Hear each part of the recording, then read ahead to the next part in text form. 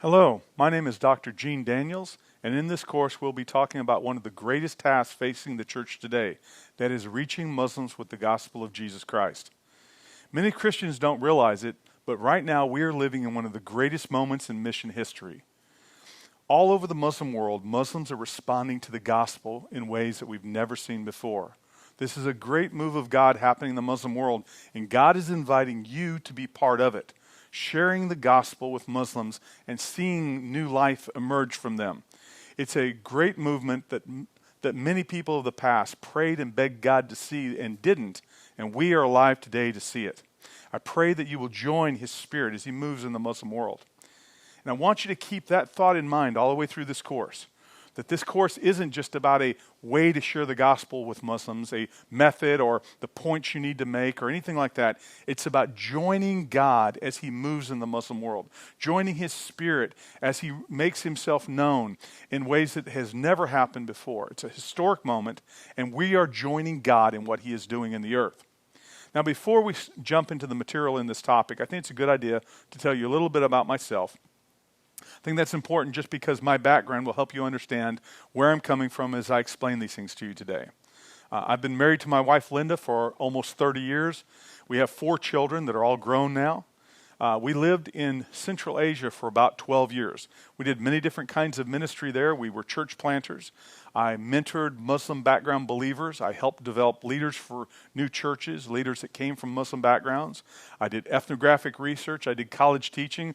One of the greatest privileges I had was that we actually trained former Muslims to be missionaries and go out into other Muslim countries from there in Central Asia. Then several years ago, we left Central Asia and moved back to our home country. And at that time, I joined a team of other missiologists. And our task has been to study church planting in the Muslim world. We've studied church planting from West Africa all the way across into Indonesia and the Philippines. So now I spend most of my time doing research on church planting and also teaching missionaries and other Christians about how to work effectively in the Muslim world. My educational background is I have a master's degree in international development, and I have a doctorate in religious studies from the University of South Africa. That's enough about me. Let's jump on into our topic. The Muslim world is huge. Basically, 1 out of every 5 people on the planet today is a Muslim. That is, over 1 billion people in the world today are Muslims. Not only that, but as you know, Islam is in the news a lot today. And sadly, much of that news is bad. Constantly in the news, we see war, terrorism, and different kinds of violence. In fact, some of you have probably personally experienced this kind of violence. A few years ago, I was visiting West Africa to do some research, to talk to African church planters. And after we were done with the research, we held a seminar on church planting. And then the last day that we were there in the city, we had just kind of an open seminar format, or a forum, if you will, talking about how the church should respond to violent militant Islam. The city that we were in had experienced a number of church bombings in the past year or so, and many of the churches and Christian leaders there were reeling under the pressure of this violence. And I will never forget asking that morning a room of 30 or 40 different church leaders from the city, asking them, how many of you have had someone you know, a member of your family or a member of your church die at the hands of Muslim terrorists in the last 2 years? Every single hand in the room went up. I remember just feeling so heavy thinking about the amount of death and suffering that this group of men and women had experienced. But at the same time, by the end of the day, I was so encouraged because of the way that they were talking. All these men and women in the room had experienced pain, suffering, had lost people. Several of them told me about losing members of their family, a cousin or an uncle, or to terrorist violence. But yet all of them were being very careful to maintain a biblical perspective. I remember one of them talking about that when the bombing started, he started going to the other mosques to the mosques in his neighborhood. He would go to the imam and say, look, I know you're not behind the violence. I know you don't want this violence. We Christians don't want this violence. How can we keep this peaceful so our young men don't start fighting each other? I remember another pastor saying that when the bombing started, he said the young men in his church kept saying, we have to take up arms. We have to take up arms. He said, no, we're not going to take the way of Muslims. We're going to take the way of the cross and the way of Jesus. And they developed a 24-hour-a-day, 7-day-a-week prayer chain over the city that every hour of every day Christians in that city were praying. I was so impressed with the godly response of these leaders who were living under violent pressure from a militant Islamic group. It stood out to me because of their holiness, but it also stood out to me because this is not the way we Christians have always reacted in the past. Too often in church history, Muslim violence towards Christians only encourages Christians to act in violence in return. And even when we Christians aren't physically violent, our conversations with Muslims are often heated arguments and debates. Sharp arguments trying to prove that our religion is better than their religion, or that Jesus is somehow better than Muhammad. The arguing just doesn't get us anywhere. So before we go any further, I want to make it clear that this course does not take that approach. We are not going to argue with Muslims, and we're not going to learn how to dispute and defeat them in debate. What we do want to do is find how to bring them closer to Jesus. I remember reading a magazine article. There was an interview with a man that has been doing debates with Muslims for over 30 years. He was from Lebanon, and he's fairly famous in some parts of the world. He's with a big evangelistic ministry, and he's held debates with Muslims in many, many countries, probably hundreds and hundreds of debates. And in this article, he was talking about those debates. The man was interviewing him. After he explained some of the ways that they did debates and the way he proved Christianity to Muslims, the person interviewing him said, "Well, tell me now, after all these years of debating Muslims, how many Muslims have you seen come to Christ?" And the man's response was devastating. He said, "Well, actually, I don't think I've ever seen it happen once." And my heart just broke. I said, here this man has debated Muslims. His whole life's ministry has been debating Muslims. And then to realize after 30 years of ministry that your approach to ministry actually hasn't brought any Muslims to faith in Christ. You see, debating just isn't the way to do it. I want to encourage you to do just the opposite. I want to encourage you to think biblically. One of my favorite verses about this comes from 2 Timothy chapter 2, where Paul gave Timothy this advice. He said, "Have nothing to do with foolish and ignorant controversies, for you know that they only breed quarrels. The Lord's servant must not be quarrelsome, but kind to everyone, able to teach, patiently enduring evil, correcting his opponents with gentleness." This is the heart I want us to have. This is a verse I recommend you memorize if you're going to enter into ministry to work with Muslims, because talking to them can so easily be drawn into a debate and argument. And anytime you get drawn into just an argument or debate with Muslims, whether you win or lose, the gospel is going to lose. You don't debate Muslims into the kingdom of God. It's actually amazing how much good it does when we take the approach that Paul gave to Timothy here in this verse. When we're kind, when we teach rather than debate, when we patiently endure maybe even things that they say, when we correct them with gentleness and kindness. It's amazing what it does for our conversations with them, but on a whole nother level, it's amazing what it does for our hearts. It keeps our hearts soft and kind. It keeps us remembering what kind of relationship we're supposed to have with Muslims. Now, I realize in some places, the relationship between Christians and Muslims is even worse. It's so bad that you might consider them your enemy. But even when it reaches this bad point, even when Muslims truly are your enemy, we must remember the words of Jesus where he said, "I say to you, love your enemies and pray for those who persecute you so that you may be sons of your Father in heaven." This is in Matthew chapter 5. This is hard, but by the grace of God, we can live up to these words. By the Spirit of God working in us, we can love our enemies.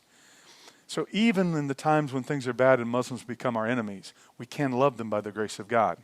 But that raises an important question. What does it really mean to love Muslims?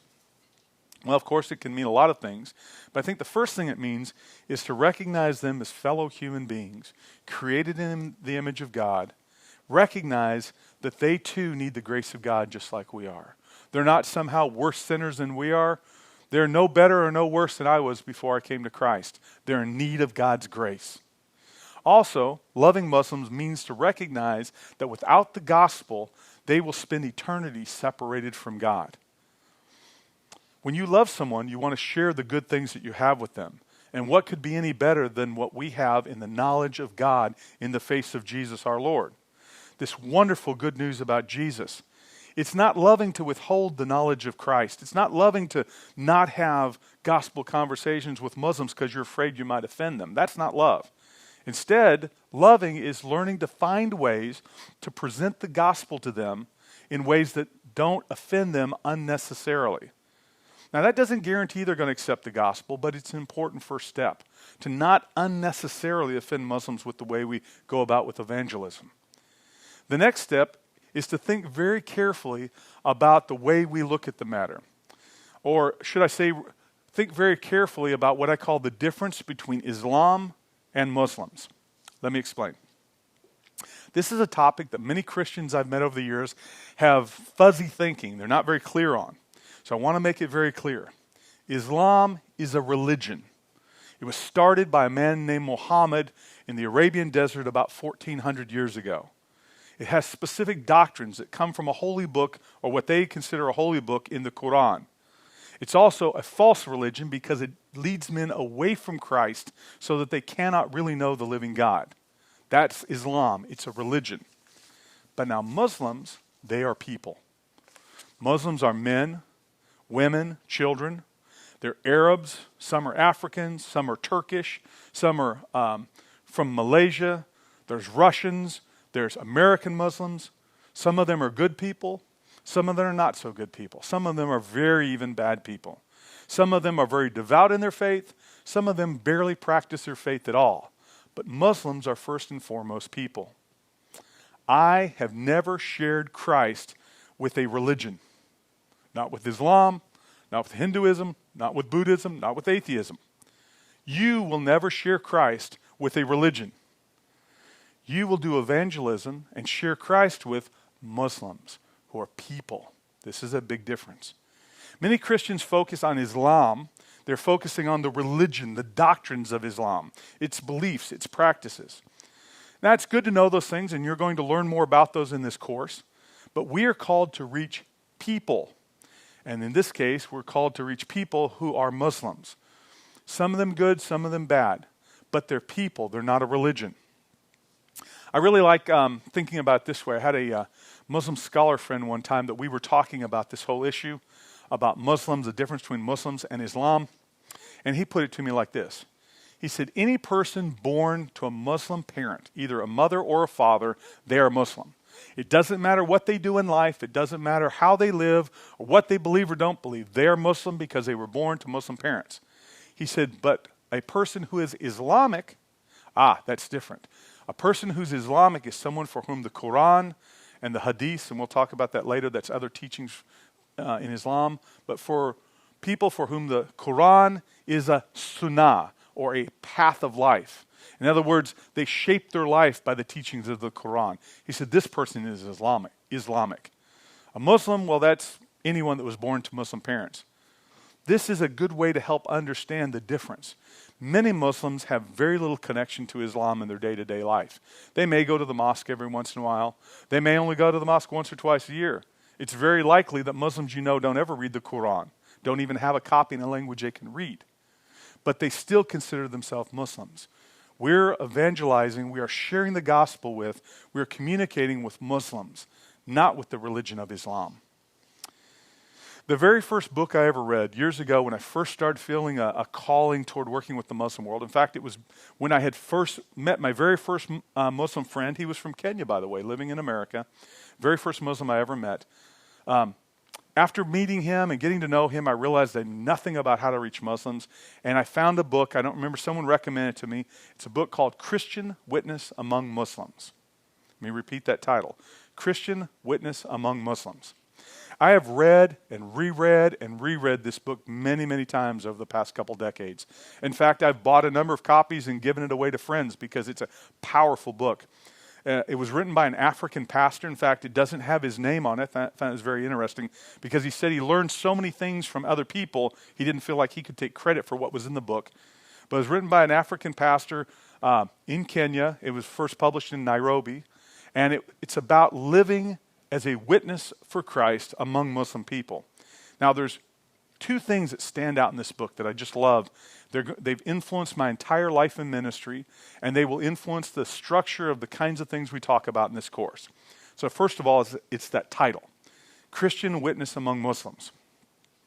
The title is the focus of the book, and that is that we are witnesses while simply living among Muslims. This is very different than people who teach you evangelistic methodologies, how to do outreach to Muslims, doing ministry like it's a program or a department of the church or the mission that you're a part of. But you see, truly effective evangelism, I learned reading that book, and I've seen it in the years and years since then, truly effective evangelism is not a program. Effective evangelism among Muslims is part of a pattern of the way we live our lives. Yes, it needs to be purposeful. Yes, it needs to flow out of a determination in our hearts that we're going to do this thing. But that's different from following a script or a method that somebody teaches you. This course is not going to teach you a method of evangelism for Muslims, but it's going to teach you how to bear witness of Jesus and what you believe about Jesus as you live your life among Muslims. That, in fact, is how we need to be. It needs to be part of a lifestyle, not of a program. When ministry becomes a program, people become little more than projects to us. I remember several years ago, while we were living in Central Asia, we moved from one city down to another city. Not long after moving, a missionary called me who used to live in the new city I moved into and said, hey, there's a young man in your city. He's a former Muslim. He came to Christ a few years ago. I was working with him, discipling him, but now I've gone away. Would you be willing to meet with him and continue to disciple him? Of course, I was very excited. Sure, I'd love to. And so he gave me the guy's cell phone number, and I remember calling him up and setting up, and we met one time for tea and lunch. He and I had lunch together, and then we started doing this, every couple of weeks. He and I would meet and have lunch together and talk at a little restaurant not far from the office I worked at. And then after a few months of this, something came up, and we couldn't meet for lunch one day. I said, hey, well, Shah, why don't you come over to my house? Just come over and have dinner with my family tonight, and we'll do, instead of lunch and inconvenience, just come over and have dinner with us, Shah. So Dr. Shah, he's actually a medical doctor. He came over to the house at night. We had dinner, and then after dinner, we started playing games. My kids were kind of little, and they got, well, not real little, but they were, teenagers, and they got some games out. We started playing games. We ended up playing games so late in the night. In fact, it got so late that we realized it was too late for him to get a bus and go home, so we made a bed for him on the couch, and he spent the night at the house sleeping on the couch. Next morning, when the buses started running, he got up and went on because he had to go on. He had appointments at the hospital later that day. Well, then I saw him again. I think it was a week or two later. We again had lunch. We were sitting down to eat. I'll never forget what he said to me. He said, I trust you now. I was kind of surprised. I said, well, I'm really glad to hear that, but it sounds like that means you didn't trust me before. Can you explain what you mean? He said, well, when I went over to your house the other week, he said, we were sitting there eating at your dinner table, playing games with your kids. He said, I realized you don't have any agenda for this. You just want to be my friend. You just want to spend time with me. I said, yeah, I do. I like you. I think we have a friendship. He said, every other missionary I've ever met had some kind of something they wanted from me, like a hook they were trying to get me to do something for them. He said, it might not come up the first time or the second time, but sooner or later you could tell they wanted something out of me. He said, I am so tired of being somebody's program. I want someone to just want to be my friend. It broke my heart. And I've learned that if we're not careful, if we do evangelistic programs, what it ends up being is we treat people like a project rather than a person. This course is not going to take that approach, but we're going to talk about how do we live out our life, living as witnesses of Christ. But again, as I said, just because it's part of the normal flow of life doesn't mean it's not purposeful and well thought out. I have learned over time that you have to purpose in your heart that your ongoing interactions with Muslims are going to mean something for the kingdom and not be just social interaction. I've learned it the hard way in different circumstances. I'll give you an example. There's a young man, he's a graduate student in the United States. He's from Iraq. And he and I meet from time to time. I help him with, I'm not an engineer, but I can help him with writing academic papers and help him think through some of the issues, as well as just talking about life. And in that context, we've had some wonderful conversations about faith. He's asked me what I believe, just some really good conversations.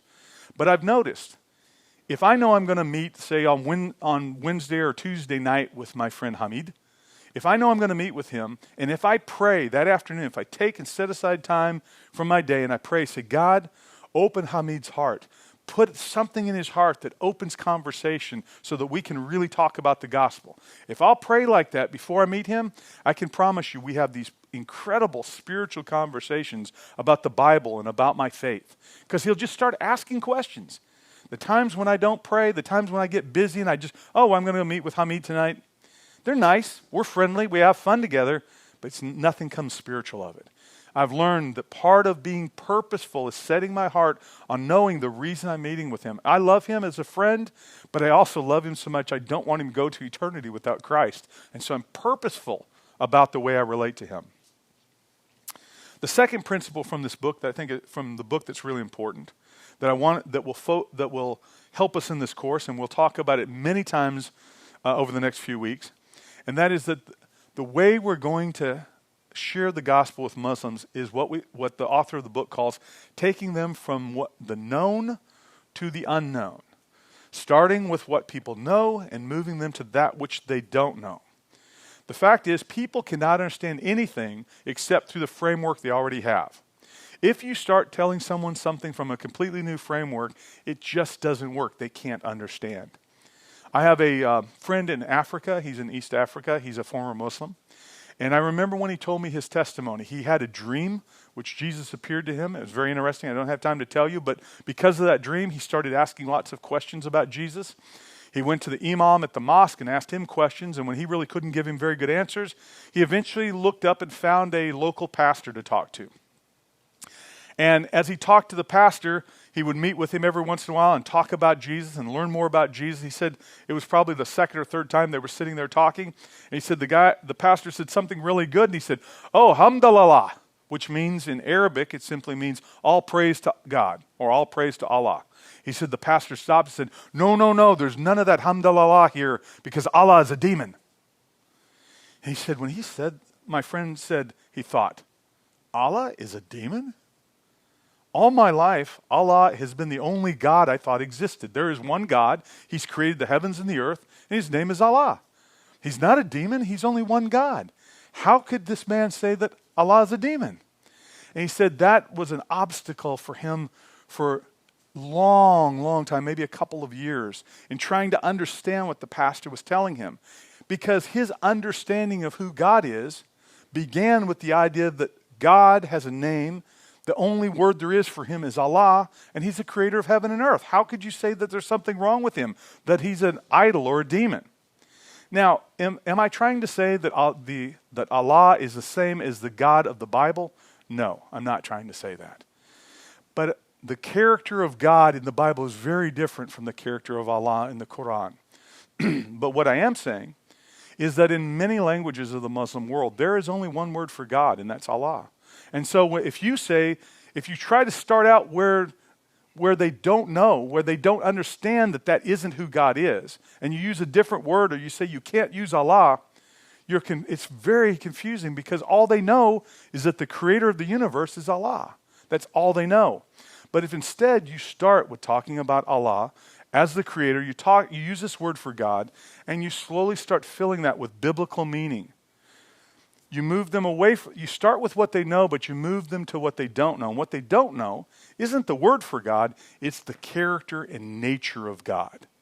Again, I'm not saying the two are the same in the Quran and the Bible, but what I am saying is if you try to jump to that very quickly, you'll lose them. It makes it very, very difficult for them to understand what you're talking about. In fact, I don't know if you realize this or not, but the Arabic language Bible has always used the word Allah. The Bible in Arabic has been around for over 1,000 years, and it's always been printed with the word Allah because that is the only word there is in Arabic. There's actually a number of languages around the world where there's only one word for God, and the Bible and the Christians who use that language use the word Allah to speak about him. The problem isn't the word. The problem is the theology that surrounds it. And what we do is we move Muslims from what they know, this word, and we begin to fill it little by little with biblical theology to replace the wrong understanding that the Quran has given them about who this creator God is to a right understanding of what the Bible has to say about him. But this shift does not happen from the known to the known overnight. It's a slow process, but that's okay. Our goal isn't to just get people to say the right word, the word we like, the word we Christians use for some religious concept. But the goal is to get their worldview to change, to get their understanding about whether it's the nature of God or whatever, to get that to change. And that takes time. It takes time for people to truly understand the glory of God as it is revealed in Jesus. One of my good friends in Central Asia, his name is Akim. I remember Akim telling me about his own personal testimony. He came to the Lord when someone prayed for him. He had an arm that was crippled from a car accident. And someone he shared the gospel with him. He wasn't really sure if he wanted to believe it or not, and they prayed for his arm, and his arm was miraculously healed. He said, for the next 2 years, he said, I don't know if I was a Christian or a Muslim. I don't know what I was. He said, all I know is I believed that Jesus was alive. I embraced him and held him. He said it was a crazy time. Persecution happened. The people from the mosque came over and wanted to beat him up at his house. Horrible, all kinds of crazy things happened. He said, I don't know what I was. He said, but I know that I held on to Jesus. And over time, it just became very clear what he was, what he believed, and what he thought about the Bible, what he thought about the Quran. In fact, today, Akim is a pastor. He's a pastor of a number of different small house churches in his city. But it took time. It took time. Now, I realize this can be hard. It's hard for us to understand sometimes because we are Christian leaders. We have a well-framed understanding of the Bible. Our worldview has already been shaped by the Bible. Perhaps you're like me. I was raised in a Christian household. I've always had my thinking shaped by the Bible. It was read in my home. We went to church all the time. It's always shaped my world. But for Muslims, they see the world very differently. Their understanding of things is so different, and we have to start where they are and move them slowly to where we want them to eventually be, and that is with a biblical understanding of the world. But we have to recognize that we start where they are. I remember on one research trip, I was interviewing a brother who was from the Hausa tribe in West Africa. He is now a translator and a speaker on a gospel radio program. He's been a Christian for, 30 years or more. He was an older guy.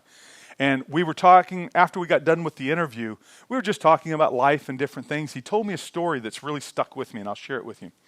He said when he came to the Lord, he was about 15 or 16 years old, and there was a lot of persecution when his tribe found out that he had converted. And so the missionaries that were involved with him immediately pulled him away and took him into the big city where they put him into a Christian school. They did it, one, to protect him from persecution, but they also did it so he could get a Christian education.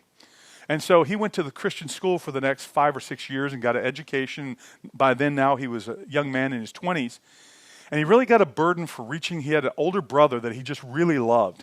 And he had a burden for reaching his older brother and felt like he needed to go back and try to share the gospel with him, especially because he'd heard rumors through the family that his brother had become a member of a militant Muslim organization, a terrorist organization. So he went back to the place where he was from and he rented an apartment. He made contact with his brother. And he invited his brother to come live with him. He said, if we'll spend time living in the same apartment, I can witness to him and I'll be able to lead him to Christ and out of this violent Islam that he's become a part of. And he said, I began right away. He agreed to live with me because he didn't have anywhere to live. He didn't have his own home. And so he agreed to live in the apartment with me. He said, I began right away to witness to him. But he said, you know what? It just wasn't working. Everything I said produced an argument. Everything I said we would fight and argue and yell about. He said, after a couple weeks of that, I just thought, God, this isn't working. What am I going to do, Lord? I want to reach my brother with the gospel, but he's just so angry and so filled with these terrible ideas. And he said, then it was like all of a sudden it dawned on him. Yeah, he's filled with the same ideas I had when I was 16 years old. That's the way I used to think. Those ideas and my thinking about how bad Christianity was and the evil stuff there. He said, that's what I thought when I was young. And then he realized that in the past 5 or 6 years of being in a Christian school, his thinking and worldview had completely changed to become thoroughly Christian, which is good, except he said, I had forgot how Muslims think about things. So he said, I sat down and thought, okay, when I was young, here's what I thought about this, and here's what I thought about this, and here's what I thought about this. And he went through and wrote down important points of how he used to think when he was a Muslim. He said, then I started witnessing to my brother, realizing how he was still thinking. Not talking to him as though he knew what I knew, but remembering what it was like to be a Muslim. He said in less than 2 months, his brother came to faith in Christ. He said, we rescued him not only from Islam, but we also rescued him from a violent militant organization. He said, the only way it happened was I started remembering how is it that Muslims think, and then speaking the gospel into that world. When I think back on my own life in ministry, it's been a long journey of trying to understand how Muslims think, starting out not understanding anything about them, not knowing why it was so hard to communicate with them. Little by little, I began to understand them. I still have a lot more to learn, but over these past years, I've learned bit by bit. So many people have helped me, other missionary friends. Much of what I've learned has come from people who are former Muslims themselves, who are now Christians, who have taught me how the world is to them and how they understand things. So I'm excited to be with you on this same journey. You're on a long journey. I'm going to be with you for just a short part of it. But together we're going to be on a journey of how to be effective in ministry of reaching out to Muslims. I believe that God has wonderful things in store for us through the rest of this course. And it's an exciting time to be alive and doing this, but it's also exciting for me to be with you on this journey. And I pray that God blesses our time together in this course.